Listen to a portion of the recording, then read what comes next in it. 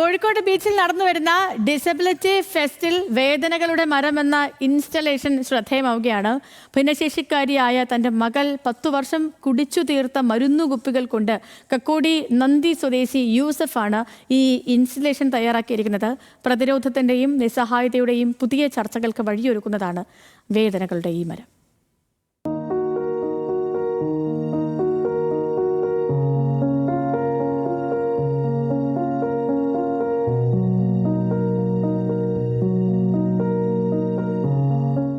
കോഴിക്കോട് കടപ്പുറത്ത് മരുന്നുകുപ്പികളും സിറിഞ്ചുകളും തൂക്കിയിട്ട ഈ മരം ഒരേ സമയം മുന്നോട്ട് വയ്ക്കുന്ന പ്രതീകങ്ങൾ നിസ്സഹായതയുടെയും പ്രതിരോധത്തിൻ്റെയും കൂടിയാണ്.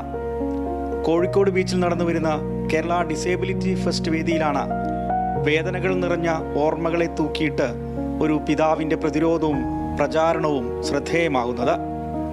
ഫ്രീഡം സ്ക്വയറിലെ മരത്തിൽ യൂസഫ് ചങ്ങരോത്ത് എന്ന പിതാവാണ് ഈ ഇല്ലസ്ട്രേഷൻ തീർത്തിട്ടുള്ളത്. ഭിന്നശേഷിക്കാരി കൂടിയായ തൻ്റെ മകൾ 19 വർഷം അനുഭവിച്ചു തീർത്ത വേദനയുടെ പ്രതീകമാണ് യൂസഫിനിത്.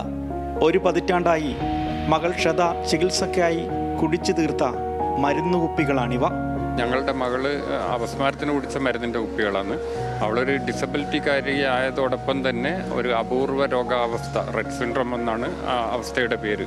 സാധാരണ കുടുംബത്തിൽ കുറച്ച് കപ്പാസിറ്റി ഇല്ലാത്ത കുടുംബത്തിനെ സംബന്ധിച്ച് ഇതൊന്നും താങ്ങാൻ പറ്റാത്ത ഒരവസ്ഥയുണ്ട്.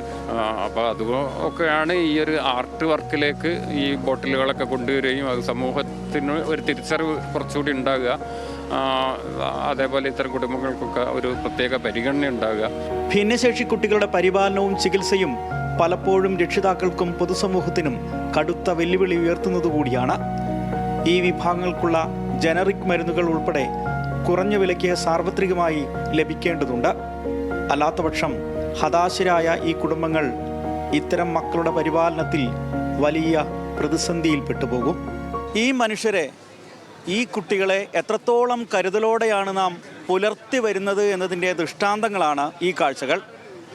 കോഴിക്കോട് നിന്നും ക്യാമറമാൻ അരുൺ പുതുപ്പാടിക്കൊപ്പം രതീഷ് വാസ്തവൻ, ന്യൂസ് മലയാളം.